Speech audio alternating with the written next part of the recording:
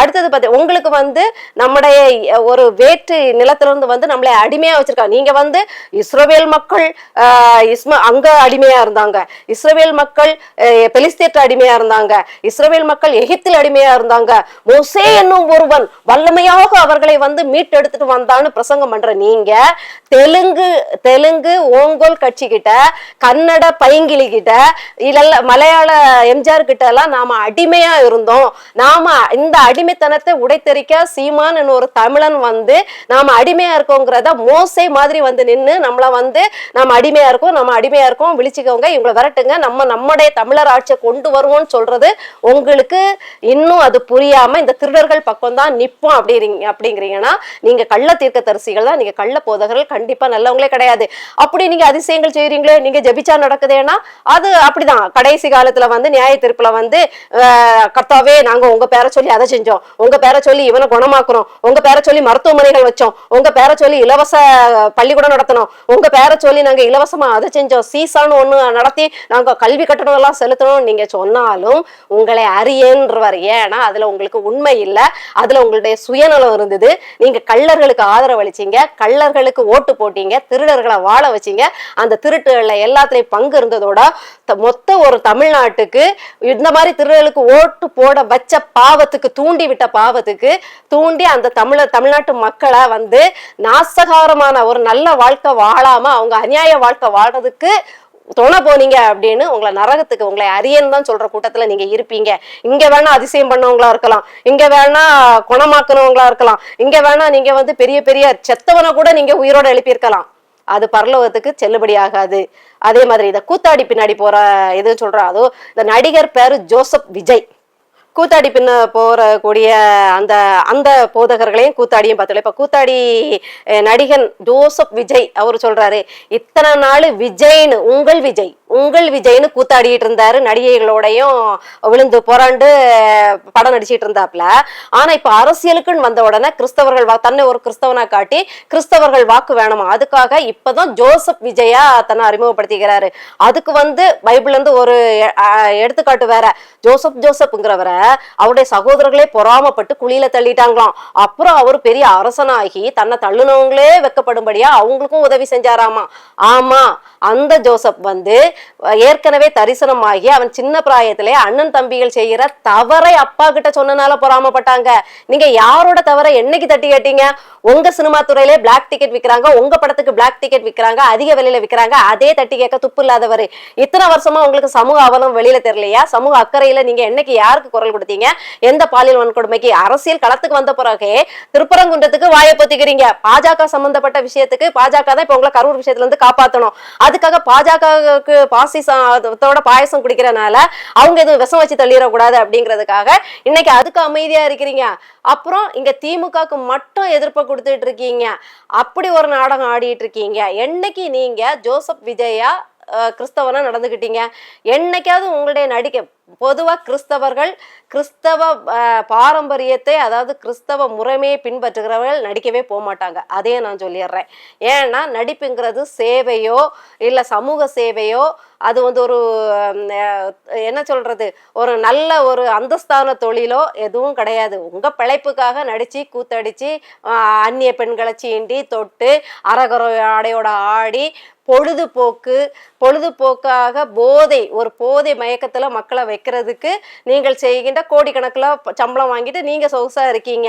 நீங்க அதை தொழில்னு சொல்லலாம், உழைப்புன்னு சொல்லலாம். ஆனா கிறிஸ்தவ மார்க்கத்தை பொறுத்த வரைக்கும் கிறிஸ்தவ இப்போ வந்து இஸ்லாமிய இதுல இருந்து போன மும்தாஜிங்கிற ஒரு நடிகை கவர்ச்சி நடிகையா வலம் வந்தாங்க. கவர்ச்சி நடிகையாவே நடிச்சிட்டு அப்புறம் மார்க்கெட்டில் தான் போனாங்க. இப்போ அவங்க ஒவ்வொரு பேட்டியிலையும் குற்ற உணர்வுல அழுறாங்க. ஏன்னா நான் என் மார்க்கம் சொன்ன போதனையே தப்பி நான் கவர்ச்சி காட்டிட்டேன், என்னுடைய அண்ணன் பிள்ளைகள் கூட இதை பார்க்க கூடாது, யாரும் என்னுடைய கவர்ச்சி படத்தை வந்து பரப்பாதீங்க, நான் இப்போ வந்து குற்ற உணர்வுல இருக்கேன், ஏன்னா என்னுடைய மார்க்கம் வந்து இந்த மாதிரி இதை தவறுன்னு சொல்லுதுன்னு இப்போ புலங்குறாங்க. ஏன்னா இஸ்லாமிய கிறிஸ்தவ மார்க்கம் சினிமாவுக்கு அடிமையாவதை விரும்பாது. அதனால கண்டிப்பா நீங்க உண்மையிலே ஜோசப்பா இருந்தா சினிமா நடிக்கவும் வந்திருக்க மாட்டீங்க, கூத்தடிச்சிருக்க மாட்டீங்க, உல்லாசமா இருந்திருக்க மாட்டீங்க, நடிச்ச நடிகைகளோட எல்லாம் குத்தாட்டம் போட்டிருக்க மாட்டீங்க, கும்மாளம் போட்டிருக்க மாட்டீங்க. சரி, நடிக்க வந்த பிறகாவது பாசாங்குக்காகவது நீங்க எங்கேயாவது ஆலயத்துக்கு போனீங்க, ஆலயத்துக்கு இவ்வளவு செஞ்சீங்க, அங்க ஒரு ஏழை ஆலயத்தை வந்து சீரமைச்சு கொடுத்தீங்க, ஆலயம்னு ஏதாவது. நானும் ஒரு 30 வருஷமா உங்களை பத்திய கிசுகிசுக்கள்லாம் பார்த்துருக்கேன். எங்கேயும் நீங்க கிறிஸ்தவ சம்பிரதாயத்தை பற்றி கொண்ட மாதிரியோ போன மாதிரியோ உங்களுடைய திருமணம் கூட கிறிஸ்தவ முறைப்படி நடந்த மாதிரி எனக்கு தெரியல. இப்படி இருக்கும்போது யாரை ஏமாத்த இப்ப வேஷம் போட்டு வாரீங்க? இதைதான் எங்களுடைய வசனம் சொல்லுது. இவர்கள் ஓநாய்கள். ஓநாய் வந்து பசு வேடம் தரிச்சிட்டு வந்து உங்களை வந்து பீறி போட்டுரும். இவர்கள் ஓநாய்கள், நம்பாதீங்கன்னு வசனம் சொல்லுது. அது எங்களுக்கு வந்து நீங்க ஜோசப் குழியில போடப்பட்டு கவர்னரான ஜோசப்பா தரல, அது கூட தப்பு. அவர் அரசனாகல, இன்னொரு எதிரி நாட்டுல, எகிப்து நாட்டுல இருந்த அரசருக்கு கீழே கவர்னரா வேலை பார்த்தாரு. இவருக்கு வந்து கடவுள் இவர் கூட இருக்கிறாருன்னு அதை தெரிஞ்சுக்கிட்டனால எல்லா உரிமையும் கொடுத்துட்டாரு. அரசன்னு நான் பேருக்கு இருப்பேன், ஆனா உன் இஷ்டத்துக்கு நீ என்ன வேணாலும் செய்யலாங்கிற உரிமையை கொடுத்தாரு. ஆனா அரசனுக்கு கீழே தான் இருந்தாரு, கவர்னரா. அதனால கண்டிப்பா இந்த விஜய் அவர்களுக்கு கவர்னரா தெலுங்கானாலேயோ ஆந்திராலேயோ கவர்னர் பதவி வேணா பாஜகவால கிடைக்க வாய்ப்பு இருக்கு. ஆனா எங்க பார்வைக்கு எப்படி தெரியுமா தெரியுங்க? நீங்க ஒரு கோலியாத்த தெரியுறீங்க. பாத்தியா என் படைய, பாத்தியா என் பின்னாடி யார் இருக்காங்க பாத்தியா, உடனே ஓன்னு ஒரு ஊழா. நீங்க இருக்கீங்கல்ல, எனக்கு கூடுற கூட்டம் மாதிரி எங்கேயாவது கூடி இருக்கா, உடனே ஓன்னு ஒரு ஊழா. இதெல்லாம் கோலியாத்துக்கும் தாவீதுக்கும் நடந்த போர்ல நடந்துச்சு. இப்படிதான் போர்க்களத்துல இஸ்ரவேல் வந்து ரொம்ப சின்ன கூட்டமா நடுநடுங்கி போய் போர்க்களத்துல நிக்குது. ஒரு 100 பேர் தான் இருப்பாங்கன்னு வைங்களேன். இந்த பக்கம் பாத்தீங்கன்னா ஆயிரக்கணக்குல எதிராளி நிக்கிறான் கோலியாத்துங்கிறவன். இதே விஜய் மாதிரியே அலப்பற உதாரு.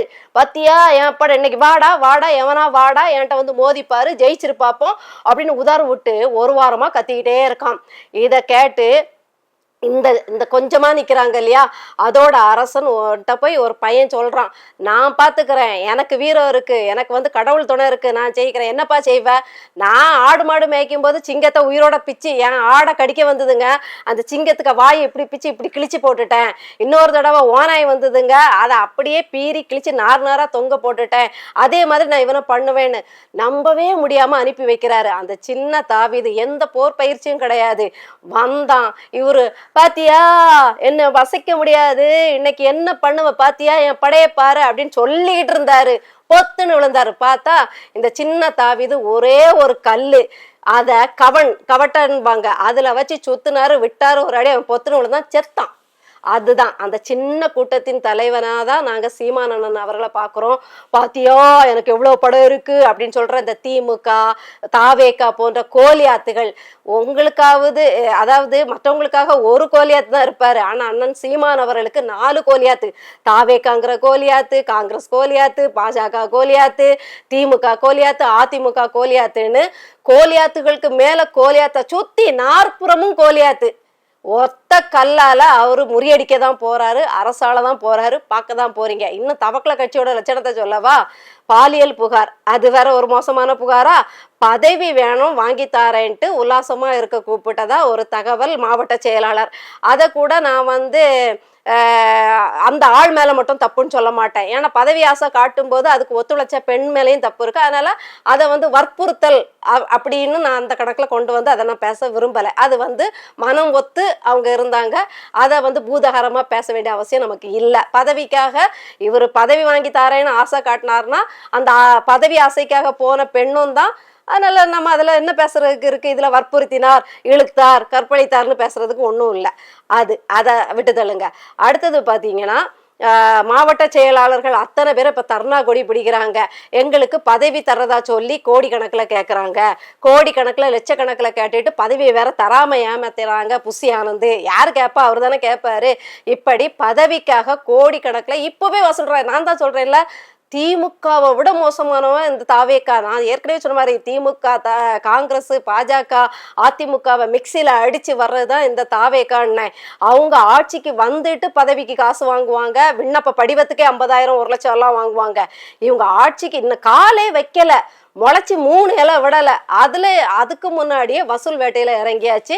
இப்போ அஜிதாங்கிற ஒரு பெண் எனக்கு தான் தரணும்னு காரம் மறிச்சுது, போராட்டம் பண்ணுச்சு. அப்புறம் அது திமுக பின்புலம் அப்படி இப்படின்னு ஒரு தகவல் வந்துச்சு.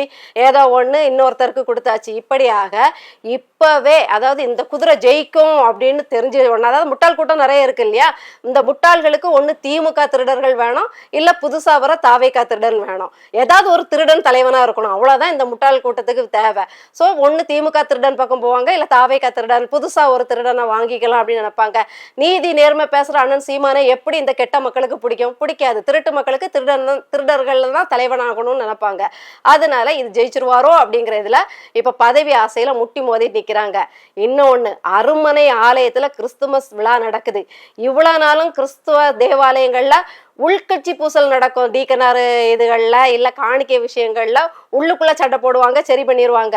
வேற்று ஆட்கள் வந்து வேற்று மதத்தினரோ வேற்று ஆட்களால எந்த சண்டையும் எந்த ஆலயத்திலும் பொதுவா இருக்கவே இருக்காது. ஆனா புதுசா அதே அந்த பாஜகல போய் ஐக்கியமாயிட்டாங்களா, அதே பாஜக புத்தி எப்படி பாஜக மத கலவரம் பண்ணுமோ அதே மாதிரி அருமான ஆலயத்துக்குள்ள இப்போ எல்லா வருஷமும் கிறிஸ்துமஸ் பண்டிகை நல்ல சமாதானமா சந்தோஷமா போயிருக்கு. இப்போ இந்த ஊழலிடுற கோஷ்டி உள்ள போயிருக்கு இல்லையா, இந்த நரி கூட்டம், இந்த வானர பட போனா என்னத்துக்காகவும் பிச்சு பிச்சு போடுறதுதான், குரங்கு கையில கிடைச்ச பூமாலை தான். இப்ப அருமன ஆலயத்துல இந்த தவக்கலை கட்சி குதிச்ச குதியில அங்க பிரச்சனை அப்படின்னு கேள்விப்படுறோம். இது கால் வச்சா விளங்காது. இப்படிப்பட்ட கூத்தாடிகளை தான் பெரிய போதகர்கள், நாங்க நவீன போதகர்கள்னு சொல்லிட்டு தெரிகிற இந்த கள்ள தீர்க்க தரிசிகள் புகழ்ந்து பேசிட்டு இருக்காங்க. நீங்க எல்லாம் சாத்தான்களை கூட்டி வச்சு துதிக்கிறத பார்த்தா நீங்க கண்டிப்பா போதகர்களாக இருக்க வாய்ப்பே இல்லை. நீங்கள் லூசிஃபர்கள். நீங்க வந்து உங்களையும் புகழ்ந்து பாடுறீங்க, உங்களையும் புகழ்ந்து பேசுறீங்க. இதே மாதிரி புகழ் ஆசையில பதவி ஆசையில வரக்கூடிய நடிகனையும் நீங்க ஆதரிக்கிறீங்கன்னா நீங்க தான் 1ஆம் நம்பர் லூசிஃபர்கள். லூசிஃபர் கதை எல்லாருக்கும் தெரியும். நான் இயேசுவுக்கு சமமா உட்கார்றேன் அப்படின்னு சொல்லி உட்கார போய் லாஸ்ட்ல பார்த்தா ஏசப்பா கீழே தள்ளினாரு. அதுதான் சாத்தான் லூசிஃபர். நீங்க அதுதான். இன்னொன்னு சொல்லிடுறேன், உதயநிதி கொஞ்சம் நீளமா போனாலும் சொல்லி முடிச்சிடுறேன். உதயநிதி அவர்களுக்கு சில கேள்விகள். ஈவேரா, அண்ணாதுரை, கருணாநிதி எல்லாம் இயேசுவை போல சமமானவர்கள், இயேசுவை போல் வாழ்ந்தவர்கள் சொல்லியிருக்கீங்க. எங்க இயேசு வந்து திருடிட்டு இருந்தாரா? மக்கள் காசை வாங்கி அவர் எங்கேயாவது காசு வாங்கி பையில சேர்த்து அவர் சொத்து சேர்த்து வச்சாரா? அவர் இறக்கும் போது அவருக்கு ஏதாவது சொத்து இருந்ததா? அவர் ஏழையாவே பிறந்து எளிய வாழ்க்கை வாழ்ந்து எளியவனாவே தான் மறிச்சாரு. அவரு ஒன்றும் மஞ்சப்பையோட ட்ரெயின்ல ஏறி வந்துக்கிட்டு நான் வசனம் எழுதி சம்பாதிச்சேன்ட்டு பொய்யா புழுகிட்டு அமைச்சரான முதல் வருஷத்திலேயே கொள்ளை அடிச்சு முதல் ஊழல் அமைச்சர்னு பினாமி சொத்து சேர்த்து பெருமை கொண்டவர் அல்ல. மஞ்சப்பையிலே வந்தவங்க இன்னைக்கு ஓரளவுக்கு ஒரு வீடு ஒரு காரு நல்ல கண்ணையா மாதிரி ஏதோ பிழைக்கிறதுக்கு ஒரு இது நடந்தா போதும், நம்ம உயிர் வாழ்றதுக்கு ஏதோ நடந்தா போதும்னு இருந்திருந்தீங்கன்னா நீங்க சமம் அப்படின்னு சொல்லலாம். இறைமகன் இயேசு வைக்கோல் போர்ல எப்படி ஒரு ஏழை தச்சன் வீட்டுல பிறந்தாரோ அதே தச்சனுக்கு மகனாதான் அவர் மரிச்சாரு. ஆனா நீங்க உங்க கருணாநிதி அவர்கள் மஞ்சப்பையோட வெத்து காசோட வந்தவருக்கு அவர் இறக்கும் போது கோடிக்கணக்கான பணம், கோடிக்கணக்கான சொத்துக்கள், அவருக்கு கோடிக்கணக்கில் வந்து நீங்க வந்து கல்லறை கட்டுற அளவுக்கு உங்களுக்கு பணம் எங்க இருந்து வந்துச்சு? எப்படி எங்க எளிய இறைமகன் இயேசுவை வந்து நீங்க வந்து கொள்ளை அடிக்கிற கொள்ளை கூட்டத்தோட ஒப்பிடுவீங்க? எங்க இயேசுப்பா வந்து கொள்ளை அடிச்சுட்டு தெரிஞ்சாரா? உங்களை மாதிரி திருடிட்டு தெரிஞ்சாரா? ஈவேரா மாதிரி சின்ன பொண்ண வயசுக்கு சம்பந்தமே இல்லாம சொத்தை பாதுகாக்கணும்னு கூட தெரிஞ்சுக்கிட்டு இருந்த சீசையை கல்யாணம் பண்ணாரா? இல்ல பாலியல் சீண்டல்கள் பண்ணாரா? இல்ல செக்ஸ் யாரு கூட வேணாலும் எப்படி வேணாலும் தப்பு பண்ணிக்கலாம்னு போதகம் பண்ணிட்டு தெரிஞ்சாரா? உங்களை மாதிரி கூத்தடிச்சுட்டு தெரிஞ்சாரா? படம் எடுத்துட்டு தெரிஞ்சாரா? இல்ல படத்துல நடிச்சுட்டு தெரிஞ்சாரா? எங்க ஏசப்பா என்ன கணக்குல ஏசப்பாவை நீங்க உங்க கூட வச்சு சொல்லுவீங்க? வசனம் சொல்லுது, எவனும் வந்து இயேசுவுக்கு இணையா நல்லவன் கிடையாது. ஒருவன் தன்னை நல்லவன் சொல்லிக்கிறான்னா அவன் பொய்யனா இருக்கிறான்னு சொல்லிருக்கு. பொய்யா தேர்தல் அறிக்கை கொடுத்து பொய்யா வாக்குறுதி கொடுத்து திருடி திங்கிற நீங்க இப்ப இயேசுவுக்கு சமமா உங்களை பாவிச்சு பொய்யர்களா இருக்கீங்க. பொய் அதாவது உலக வழக்கே என்னன்னா பொய் சொன்னா போஜனம் கிடைக்காதுன்னு. நீங்க என்னைக்கு ஏசப்பாக்கு சமமா கள்ளர்களான திருடர்களான உங்க தாத்தாவையும் தாத்தாவின் மூதாதர்கள் ஈவேராவையும் இயேசுக்கு இணையா சொன்னீங்களோ அன்னைக்கே உங்களுக்கு ஐயோ ஐயோ ஐயோ.